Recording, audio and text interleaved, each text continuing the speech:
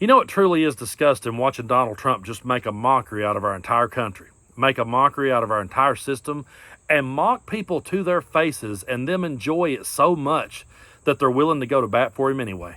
You know, back when I was growing up, I used to watch the WWE a whole lot. Back in the day, back then it was called the WWF, there was a character on there called the $1 Million Man, Ted DiBiase.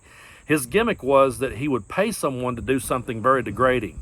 And he would say, everybody's got a price for the $1 Million Man, and he would laugh. So he would have someone come out and do something very degrading, and if they would do it, he would give them a $100 bill, and then he would laugh and go, everybody's got a price. And it was to degrade people, and he was playing a wrestling heel, and people hated him, and they booed him. And, you know, that was okay because that was a skit on wrestling, and we just watched it as kids and either thought it was funny or hated his guts. But this is the real world. This is real life, and we're seeing that character on the main stage. We're seeing that character as the front runner of the Republican Party again. And we're seeing people go to bat for him and just degrade themselves and humiliate themselves on national television. And that's what Nancy Mace does in these next few clips, folks. These are like the embodiment of cringe. They truly are. They're hard to watch. But here she is being asked to simply call out Trump's racist attacks on Kamala Harris, and she will not do it. It gets pretty hectic, but take a look. I certainly take that, but I'm wondering. And a lot of rich history comes out of my district in South Carolina that I'm deeply proud of. With respect. Trump injecting Vice President Harris's race and then suggesting that she's not actually black. Why is he doing that? Should he stop? Well, I mean, Yes or no? I didn't hear him say it. I didn't hear what he said about her race. I am not going to weigh in on her race.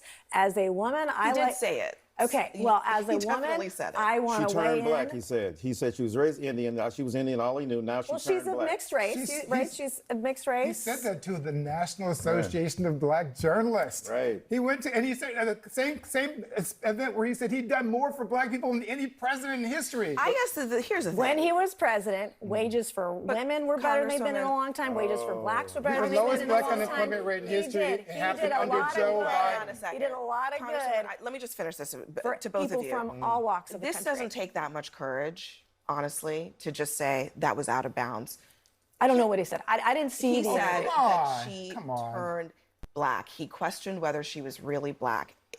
I don't think that's that hard to say. That's out of bounds. Can you say that?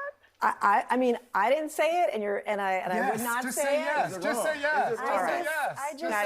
We are connected to your inability to pronounce her name. We are out of time. It's a very. We are out of time. It's a cult. They won't say anything that goes against the cult. Yes, you are. You are a cult member. Are you kidding me? It's a cult. If you won't speak out against the cult member, you're a cult. The cult leader is Donald Trump. We are out of time at the table. The fact that you talk to women this way is ridiculous. You just talked about a black woman that way.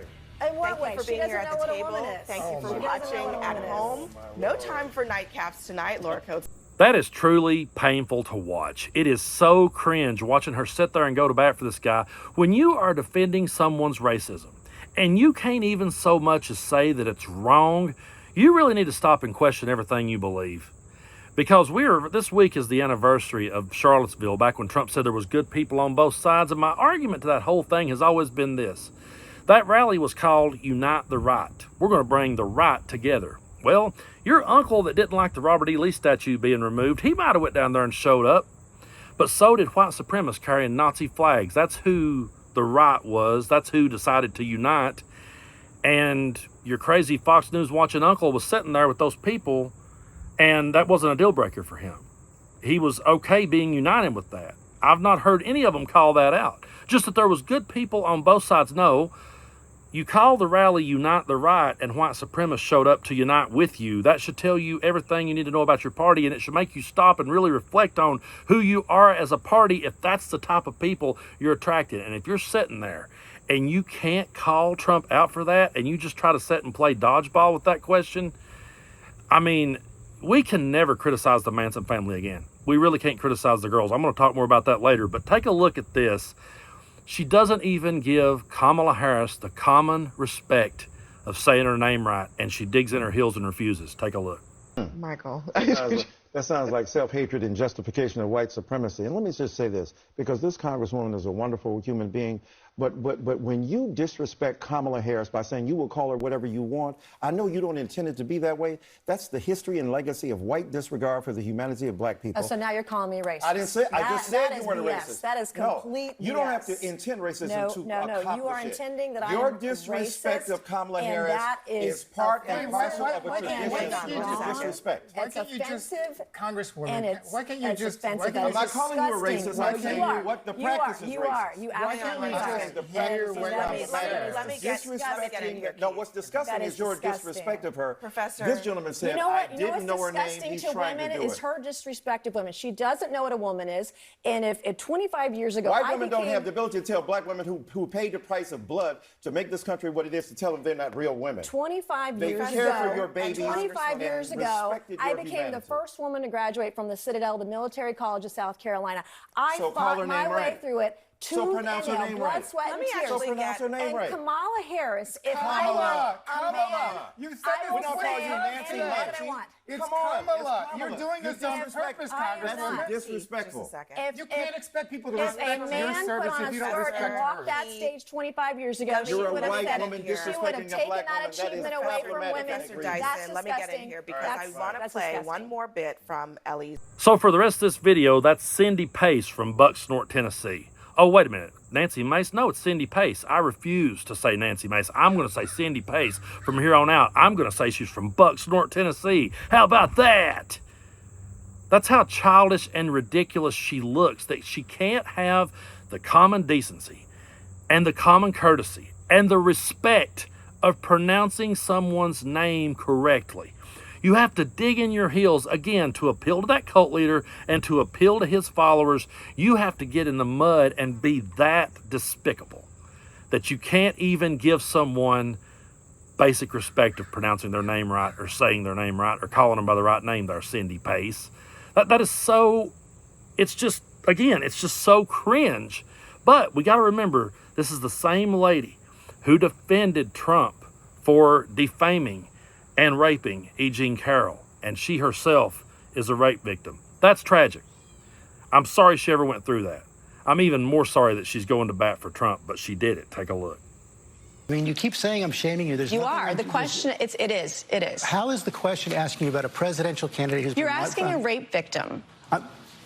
And there's no question about that. And You're you've questioning my courageously political talked choices about because that. I've been raped. I think that's disgusting. No, I'm questioning your political choices because you're supporting shaming me. You're trying someone to who's been shame found me. liable for rape. Actually, I'm not trying to You shame are. you. That's exactly You're not what answering you're the doing. question. And I think it's disgusting. Well, you're welcome to say that, but you have to answer the question. Why are you supporting someone who's been found liable for rape? I just answered your question. What is the answer? He was not found guilty in a criminal court of law. It was sexual abuse. It wasn't actually rape, by the way. And E. Jean Carroll joked about all the money she's going to get and made a mockery out of this case. And I think that's offensive. There's a reason why women don't come forward. And when you have someone who says that they're raped and they make a mockery out of this civil court judgment, it's offensive to other women. It makes it harder for other women to come forward when another woman has made a mockery of it. You said women don't come forward because they are afraid. They are afraid because they are judged defamed and shamed, by those like who you're trying to shame me this morning. They are afraid to come forward, as you said, because they are defamed by those who commit the rape. That's what Donald And Trump they're has been found judged. guilty of doing. He defended himself over that and denies that it ever happened, but he was not found guilty in a criminal court of law. Folks, that's honestly just sad that someone who endured such a horrific thing could sit there and defend a man who did that thing and then defend a man who defamed the woman he did it to. She wants to sit and talk about that, E. Jean Carroll made a mockery. Are you kidding me? Donald Trump and guys like that type of system is why women won't come forward. And you're sitting there as a victim yourself, defending it, just completely selling yourself out for this. It's so cringe and it's so sad to watch. And like I said earlier in this video, we can't really say anything bad about the Manson family again. And I say that for a reason. Yeah, I've read and studied about the Manson family ever since I was a kid. I remember back when I was real little, probably 9 or 10 year old, they played the movie Helter Skelter on TBS. And I was probably 9 or 10 year old when I watched it. I was watching wrestling and they played a commercial that said Helter Skelter was coming on later that night, and I set up to watch it. It scared the living crap out of me, and I've been fascinated with it ever since. Now, if you find the early interviews of the Manson girls during the trial, they were Team Charlie all the way. They were absolutely Team Charlie, and they defended him. They called him Charlie. They could almost telepathically speak with him. It was some really creepy stuff. But as time went on, they realized they got played. And once the acid wore off and years went by in prison, they came out and started talking about what a monster he was and how they were sorry that they threw their entire lives away for him. So they came around, and hopefully Cindy Pace will too. But right now, she is in her early, trial phase of the Manson family. She's still there defending Charlie. And it's bad enough. It's bad enough that he has this gimmick where he just mocks and ridicules people. That's bad enough. It's even worse that there's people that will go to bat for it and just has no shame whatsoever. It's truly sad.